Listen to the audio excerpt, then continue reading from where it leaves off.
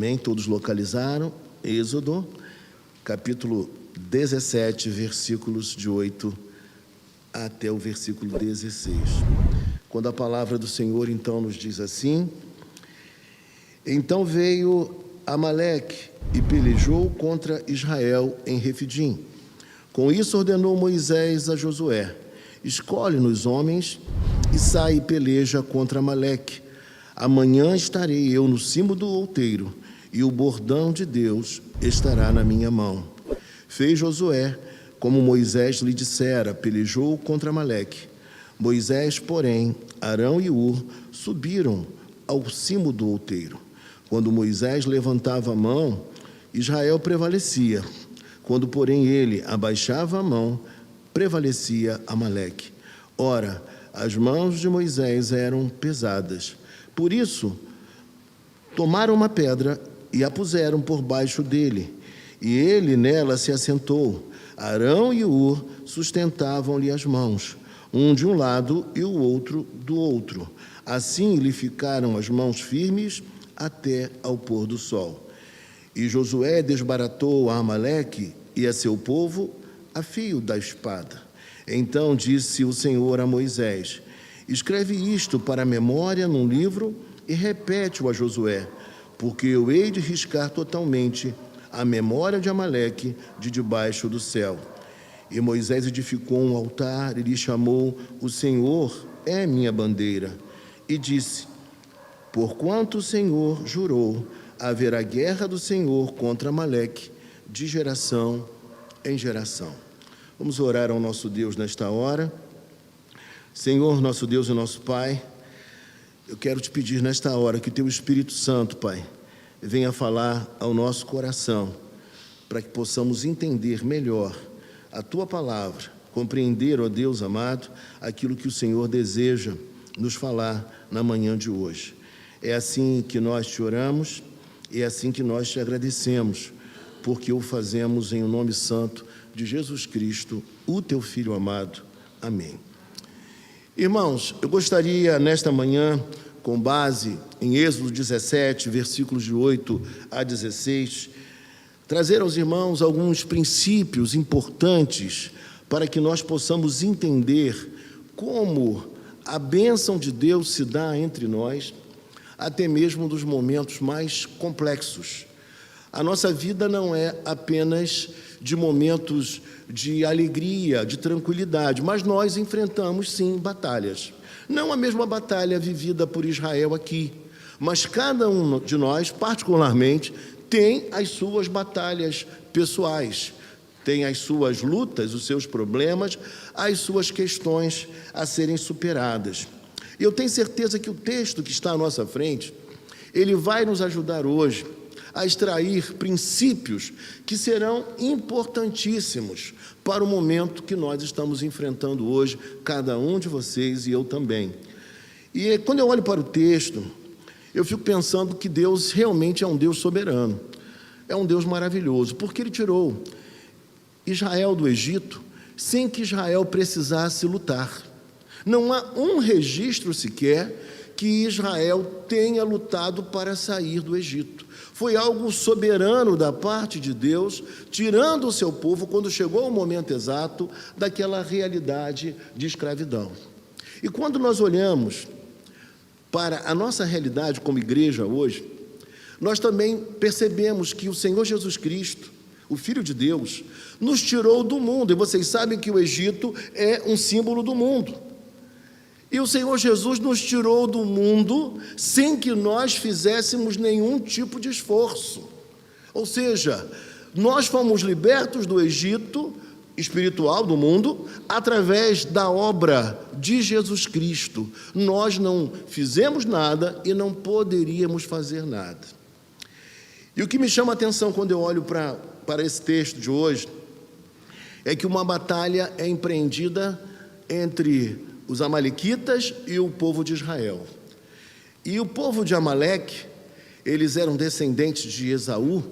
Esse povo era extremamente perverso e atacou Israel pela retaguarda. Imagine você que entende um pouquinho de batalha, de guerra, você que já viu alguns bons filmes. Aqueles que ficam na retaguarda, quando não há um bom preparo, geralmente são as pessoas mais fragilizadas. São os mais cansados, são os mais idosos, são aqueles que estão mais debilitados. E esse povo amalequita não teve a menor piedade. Atacou pela retaguarda e atingiu diversos israelitas. Olha que coisa. Então, um povo cruel. E a nação de Israel, embora não acostumada a batalhas, ela precisaria agora, olha que coisa, aprender a lutar. Aprender a enfrentar inimigos e, por vezes, inimigos extremamente poderosos.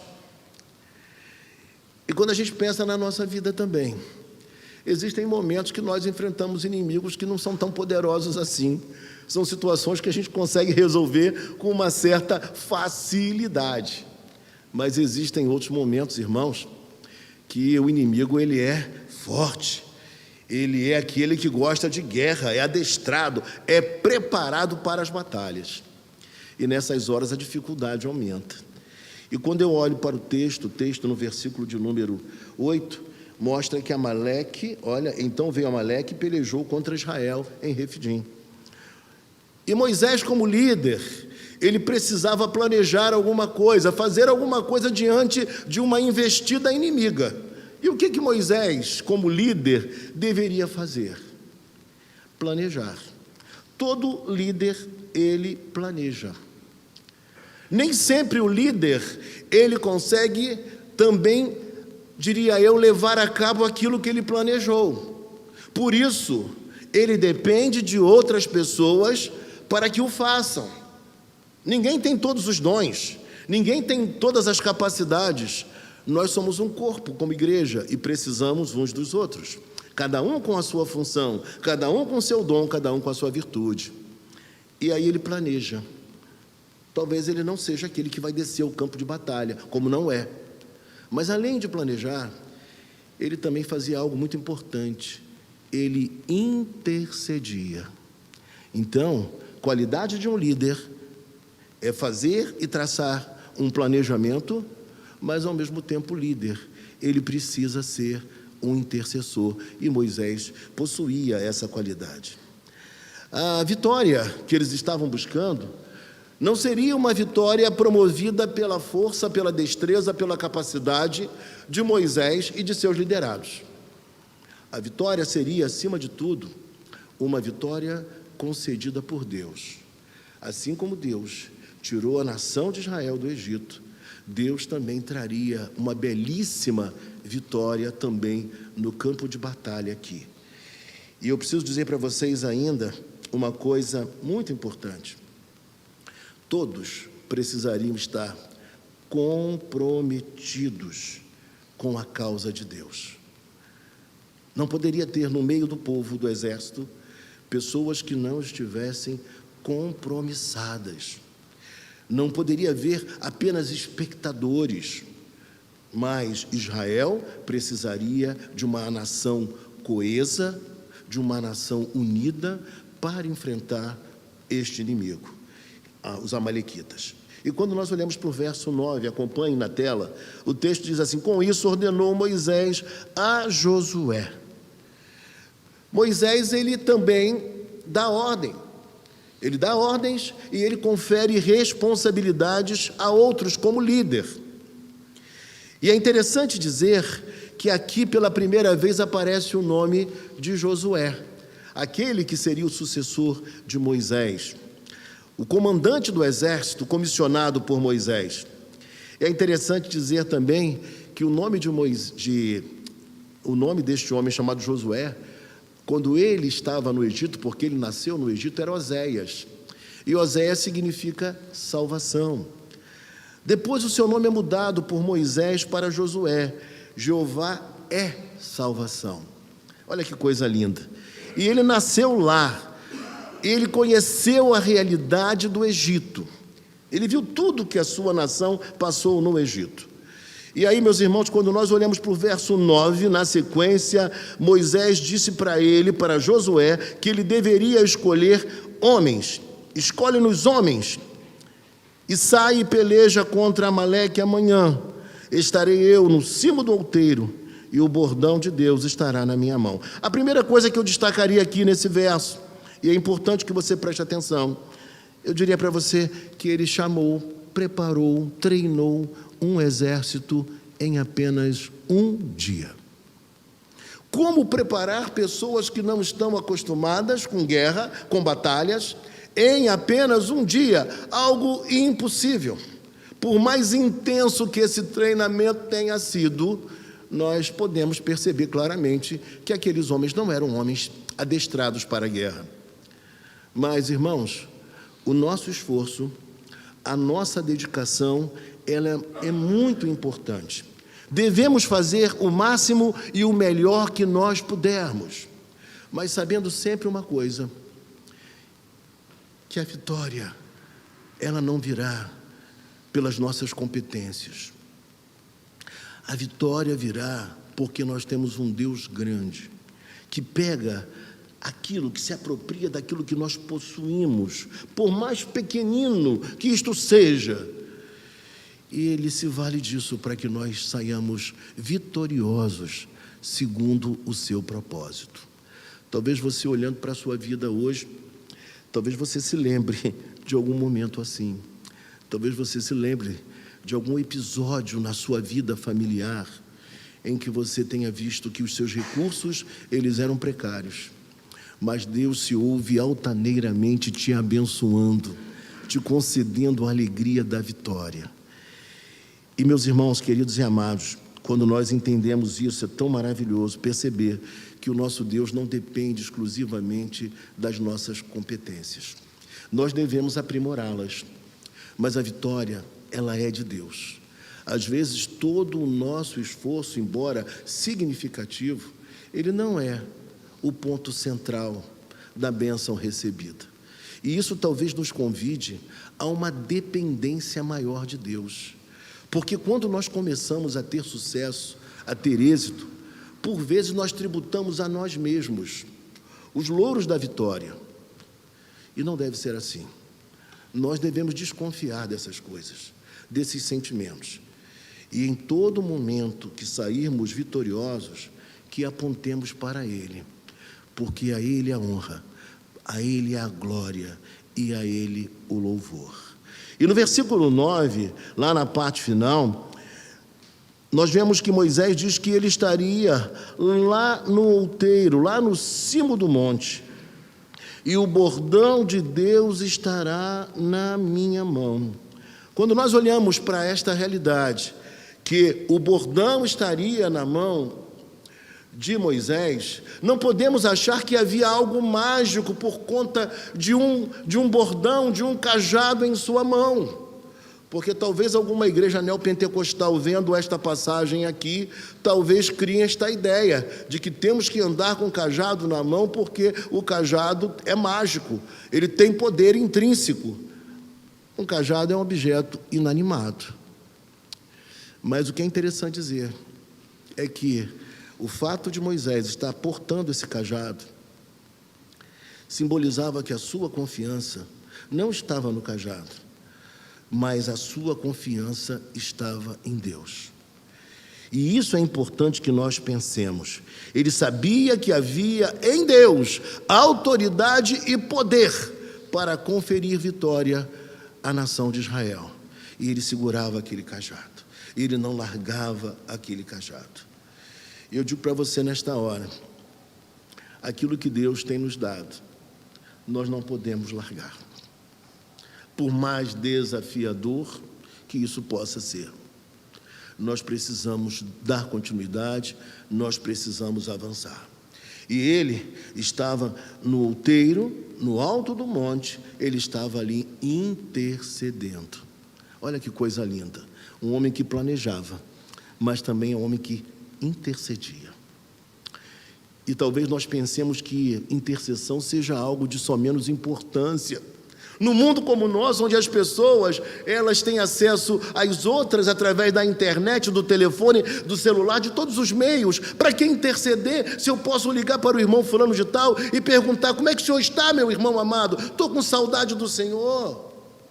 Não é mais fácil?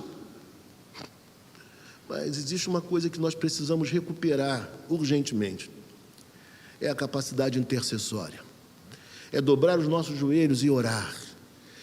Quando os problemas são grandiosos, quando as dificuldades se avolumam, nós precisamos dobrar os nossos joelhos e interceder. Precisamos voltar aos hábitos dos antigos, que costumavam orar na madrugada, às vezes até com uma premissa equivocada. Tinha alguns que diziam que de madrugada o caminho para Deus estava mais livre, e assim oravam de madrugada. Mas eu diria para você que não importa a hora, não importa o tempo, mas as orações pela madrugada, quando você acorda e você lembra daqueles irmãos que estão com dificuldade, os casais que estão com problema, os irmãos que estão doentes, e não são poucos, e você dobra os seus joelhos e você fala: meu Deus, eu estou aqui na minha casa, mas a minha irmã amada está no hospital. Deus, intervenha, socorra, traga a bênção, traga a cura. Então, este líder maravilhoso, Moisés, era alguém que tinha essa dupla capacidade, era alguém que planejava, mas era alguém também que intercedia. E uma coisa importante dizer para vocês: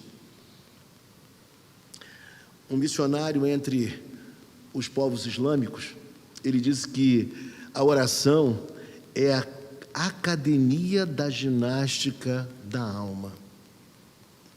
E por que isso, irmãos? Porque a oração, a intercessão, ela também nos traz um desgaste. A gente sente um peso. É um momento em que nós nos dobramos e que o inimigo não deseja que nós oremos nem intercedamos. E vai ficar mais claro na sequência aqui do texto. Mas lá estava aquele homem chamado Moisés, no alto do monte, com o seu bordão, intercedendo pela nação de Israel. Eu queria dizer uma coisa para você nesta manhã. Não no cimo do monte, mas lá nos altos céus, está aquele chamado Jesus Cristo, que intercede pela sua igreja, que intercede por você e que intercede por mim também, que acompanha as nossas batalhas diárias, como também Moisés acompanhava as batalhas lá de cima e intercedia. E se ele faz isso por nós, nós podemos ter a certeza de que nos sairemos vitoriosos. Amém? Porque, como diz a palavra do Senhor, nós somos mais do que vencedores. E mais do que vencedores significa hipervencedores na língua original. Não tem como nós perdermos. E quando prossegue o texto diz assim: fez Josué como Moisés lhe dissera e pelejou contra Amaleque. Então veja que também Josué, um homem que tinha a responsabilidade de comandar o exército, um homem que preparou um exército em um dia só, ele só teve a coragem de enfrentar aquela batalha porque ele não confiava apenas nos seus homens, mas ele confiava em Deus. Ele era obediente também a Moisés, mas ele confiava em Deus porque sabia que era Deus que concederia a ele a vitória. E ele vai ao campo de batalha, e ele é obediente, ele é ensinável, ele atende à orientação de Moisés.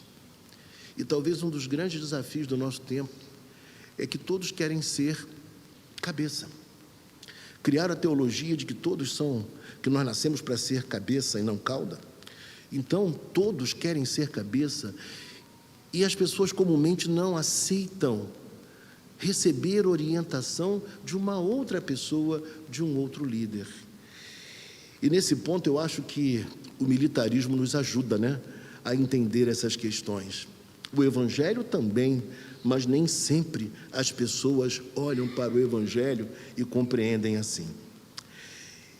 E aí o texto fala para nós: fez Josué como Moisés lhe dissera, pelejou contra Amaleque. Moisés, porém, Arão e Hur subiram ao cume ou ao cimo do outeiro, que é a mesma coisa, dependendo da sua versão bíblica. E aí no versículo de número 11, quando Moisés levantava a mão, Israel prevalecia. Quando, porém, ele baixava a mão, prevalecia a Amaleque. Dá a entender o texto que Moisés, por ser pesado, ele era alguém que estava se sentindo o quê? Cansado de estar tanto tempo com a mão estendida, com os braços estendidos. Mas a palavra do Senhor também nos diz que ele nunca se cansou, nunca ficou aquele homem idoso sem forças. A Bíblia nos fala isso. Então, o que para nós dá a entender que além do cansaço físico por estar com as mãos levantadas durante muito tempo, havia também um outro cansaço. Havia um cansaço, um esgotamento espiritual. Porque quando nós oramos, como eu falei, nós também nos cansamos. É às vezes a força de um dia de trabalho de alguém quando você fica muito tempo em oração. Você sente o cansaço, a pressão espiritual de tudo à sua volta, mas você intercede. E ele estava cansado, os braços cansados, e precisaria de uma solução para isso. Versículo de número 12 nos diz: ora, as mãos de Moisés eram pesadas, por isso tomaram uma pedra e a puseram por baixo dele, e ele nela se assentou. Arão e Hur sustentavam-lhe as mãos, um de um lado e o outro do outro. Assim lhe ficaram as mãos firmes até o pôr do sol. Aqui uma coisa importante que nós observamos, irmãos: nem todos nós seremos como Moisés, nem todos nós seremos, por exemplo, como Josué, mas nós podemos ser sim, como dois homens importantíssimos, Arão e Hur, aqueles que estavam ali dando sustentação aos braços de Moisés. Nós costumamos hoje louvar a Deus em algumas igrejas, né? Alguns irmãos o fazem, eu também faço às vezes, estendendo a mão. Mas entre os israelitas, o ato de estender a mão era um ato de oração. Era assim que eles oravam, estendendo as suas mãos. E é por isso que ele está com os braços estendidos durante tanto tempo. Mas ele possuía pessoas que estavam sustentando as suas mãos. Não fui eu. Então, meus amados irmãos, quando eu vejo um texto como esse, eu vejo que nós somos convidados a tomar uma atitude de responsabilidade com a nossa vida espiritual, com a obra de Deus, um compromisso que nesses dias de modernidade líquida, nesses dias tão difíceis que nós estamos vivendo, onde os sentimentos já não são tão latentes, onde as relações se partem com muita facilidade, e por conta disso muitos estão largando a mão, muitos estão deixando que a mão desça. Eu diria para você, é momento de nós tomarmos uma atitude, de nos voltarmos para Deus com compromisso, em gratidão e retribuição a tudo que Ele fez por nós. Moisés não era perfeito, mas Deus o colocou naquela liderança. Josué não era perfeito, teve um momento que ele se sentiu altivo e perdeu de maneira tremenda em Ai uma batalha. Por isso Deus a todo momento nos convida a uma postura de contrição e de humildade. E quando eu olho para esse texto, não devemos fazer como aqueles que de repente não querem se somar à obra de Deus e à batalha, que não é só de Israel, mas a batalha de Israel é a batalha de Deus. Mas aqueles que não querem ser coadjuvantes. Existem pessoas que não assumem um papel na obra de Deus porque não querem ser coadjuvantes. E esse pensamento não pode estar em nossa mente quando nós estamos inseridos dentro de uma grande batalha. É o que nós temos que pensar. Eu diria para você que a obediência que vimos em Josué e a obediência que nós sempre encontramos em pessoas de Deus, a obediência sempre está casada com a humildade. A obediência sempre está casada com a humildade. E aí o texto nos fala, veja comigo, versículo de número 12, nós já lemos versículo número 12, na parte final diz que Arão e Hur sustentavam-lhe as mãos, um de um lado, outro do outro lado. O que significa dizer para nós que não existe líder, por mais forte que seja, por mais competente, capacitado, que não careça de pessoas que o sustentem espiritualmente. Todos nós precisamos de palavras de ânimo, todos nós precisamos de oração, todos nós precisamos de apoio concreto. Não apenas de um tapinha nas costas, mas um apoio verdadeiro e real, de dobrar as mangas da camisa e, de fato, se inserir nesta batalha. E o texto vai nos dizer assim no versículo de número 13: E Josué desbaratou a Amaleque, a seu povo, a fio de espada. E aí nós vemos que a vitória foi concedida porque houve a bênção de Deus sobre eles, mas também houve uma coesão, uma interação, um propósito de uma atuação que fosse de fato coordenada com a busca de um mesmo propósito. Na sequência, nós lemos: Então disse o Senhor a Moisés: Escreve isto para a memória num livro e repete-o a Josué, porque eu hei de riscar totalmente a memória de Amaleque de debaixo do céu. O livro aqui, que deveria ser registrado, a ideia é que seja o livro das guerras de Jeová, das guerras que Israel conseguiu lograr êxito, porque Jeová estava com eles, o Deus poderoso estava com eles, o Senhor dos exércitos estava com eles. Então, quando nós entendemos isso, nós vemos que os registros são muito importantes. Por isso a nossa igreja, ela tem por hábito que fazer o quê? Registrar em ata. Não para a gente ficar se orgulhando dos nossos grandes feitos, mas olhar para aquelas atas e relembrar os grandes e difíceis momentos nos quais Deus nos abençoou de maneira maravilhosa.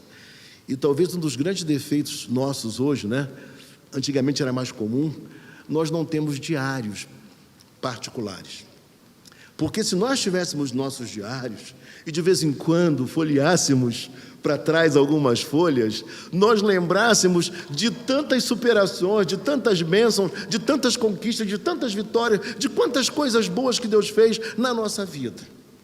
E aí, quando fizéssemos isso, nós não iríamos glorificar a nós mesmos, não. Mas o que nós faríamos, irmãos? Nós tributaríamos a Deus a nossa gratidão, porque não raras vezes, mas inúmeras vezes, o Senhor nos abençoou. A mão dele foi soberana em diversos momentos da nossa história. E parece que, por não fazermos isso, a gente sofre um pouco da chamada amnésia espiritual, que nos leva a esquecer que temos um Deus tão grande. E aí a gente fala assim: eu acho que Deus se esqueceu de mim. Como Deus esqueceu de você e de mim, se a nossa história é um milagre da salvação, um milagre de estarmos aqui hoje, depois de mais de 2 anos de pandemia. Deus tem nos sustentado. Isso é motivo de glorificarmos ao Senhor, de olharmos para um lado e vermos amigos presentes, olhar para o outro lado, ver os nossos filhos presentes. Irmãos, isso é para extrair lágrimas dos nossos olhos e extrair também dos nossos lábios os mais ricos e profundos louvores a Deus por tantas coisas boas que Deus tem realizado. Deveria ser registrado. E a gente perde tempo, a gente deixa de fazer o que deveria fazer quando nós não registramos em nossos livros de atas minuciosamente as coisas que Deus tem realizado hoje na história da igreja. E quando nós chegamos finalmente no versículo de número 15: E Moisés edificou um altar e lhe o chamou: O Senhor é a minha bandeira. Jeová o quê? Alguém lembra? Jeová Nissi. Alguns falam Nissi ou Nissi, mas Jeová Nissi. Mas o que me chama a atenção, o que isso tem a ver com a gente? Versículo 15, pastor. Ele edificou um altar. Eu diria para você que, primeiramente, ele não fez um altar para si. Ele não fez um altar e colocou Moisés. Ele não fez um altar e colocou Josué. Ele não fez um altar e colocou Israel. Não. Ele fez um altar. E esse altar tem como nome: o Senhor é minha bandeira. Essa é a bandeira que nós precisamos hastear. Não é a bandeira, antes de ser a bandeira da nossa igreja local, da nossa denominação, que tem o seu valor e a sua importância, claro, nós devemos hastear a bandeira daquele que de fato faz com que a Betel exista, que a presbiteriana também exista e que outras agremiações evangélicas também existam. Nós precisamos levantar a bandeira, essa bandeira do Senhor. Naquelas batalhas, quando os povos se reuniam para a guerra, os exércitos, um portava um estandarte com a imagem da sua divindade, do seu Deus. Era uma batalha mais do que entre duas nações, era uma batalha a respeito dos deuses que cada um acreditava. Mas quando o povo de Israel sai vencedor e é hasteada essa bandeira, mostrou de maneira inequívoca que foi Deus quem concedeu a vitória a Israel sobre os amalequitas. Um exército treinado e formado em apenas um dia. Um exército que não estava adestrado para a guerra. E disse: portanto o Senhor jurou, haverá guerra do Senhor contra Amaleque, de geração em geração. 3 verdades importantes para nós fecharmos, irmãos. Preste atenção no que eu vou dizer para você. A primeira verdade é que essa vitória só foi obtida pelo poder de Deus. Grave isso. A vitória foi obtida pelo poder de Deus. Em segundo lugar, porque Josué e o seu exército desceram ao campo de batalha. Colocaram inclusive a sua vida em risco, porque eles não eram preparados para a guerra assim. E em terceiro lugar, a intercessão de Moisés, Arão e Ur no monte. Ou seja, mostrando para nós que Deus quer nos dar a vitória, mas nós precisamos lutar e trabalhar. Nós precisamos lutar pelo nosso Senhor, pela nossa causa, que é a causa dele. Nós precisamos interceder também, como Moisés fez, tendo o apoio, de um lado, de Ur e do outro lado também de Arão. Quem nesta manhã vai se levantar para assumir um compromisso com Deus e Jesus Cristo, de trabalhar para Ele, com ímpeto, com coragem, nesta manhã? Quem aqui, nesta manhã, está sentindo hoje um desejo profundo de atuar mais na obra do Senhor, de assumir um compromisso?